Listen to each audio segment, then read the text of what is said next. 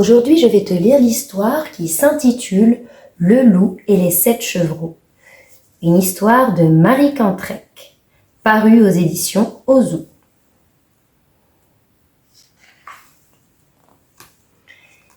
Il était une fois une chèvre et ses 7 chevreaux.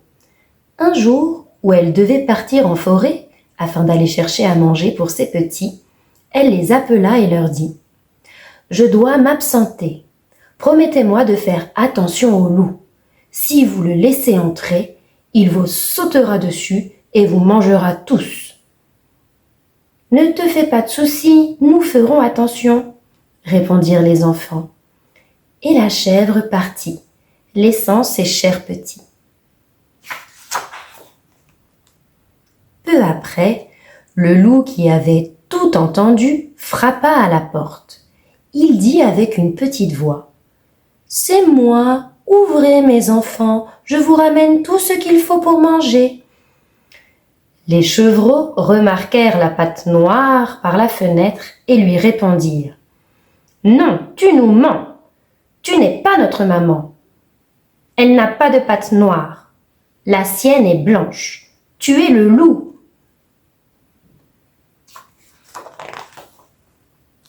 Démasqué, le loup courut chez le boulanger et plongea sa patte dans la farine. Pour la seconde fois, il se présenta à la porte de la maison. « C'est moi, ouvrez mes enfants, je vous rapporte tout ce qu'il faut pour manger. »« Montre ta patte avant, nous reconnaîtrons bien la patte de notre maman, » s'empressent de crier les 7 chevreaux. Le loup, sûr de lui, tendit la patte blanche vers le rebord de la fenêtre. Les chevreaux virent la patte blanche et crurent effectivement reconnaître celle de leur maman. Ils ouvrirent la porte.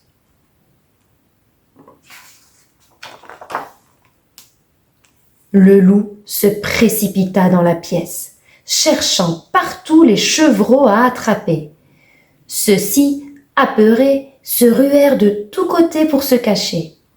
Mais le loup les trouva et les mangea, un par un, sauf le 7e. Ce dernier, bien caché dans la pendule, avait échappé au loup et en tremblait encore. Le loup ne l'avait pas remarqué.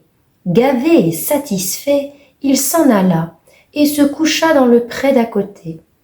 Il s'endormit sans aucune difficulté.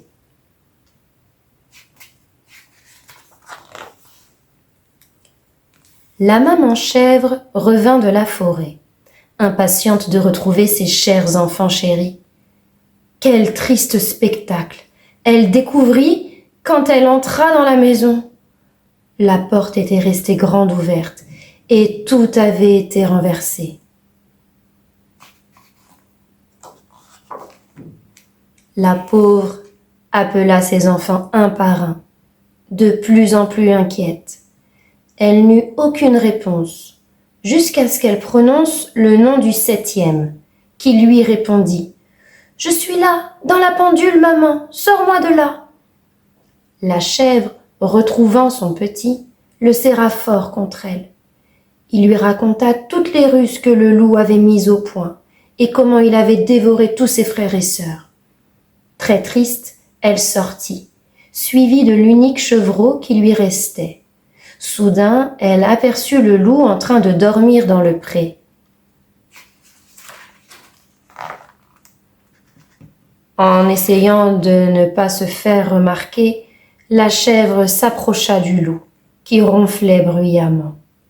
Elle regarda le gros ventre et s'aperçut qu'il bougeait étrangement. « Mon Dieu, se dit-elle, serait-ce possible que mes chevreaux puissent être encore vivants ?»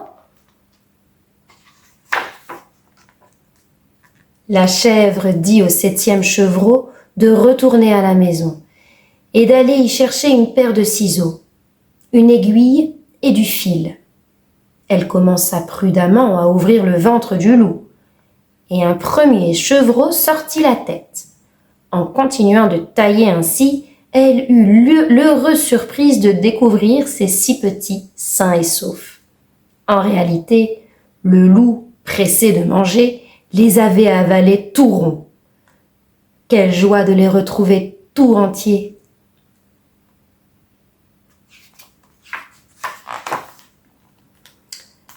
La chèvre demanda à ses enfants d'aller chercher de grosses pierres. Les 7 chevreaux les déposèrent avec précaution dans le ventre du loup, qui dormait encore profondément. La chèvre le recousit aussi vite et aussi prudemment qu'elle put, de peur que celui-ci ne se réveille.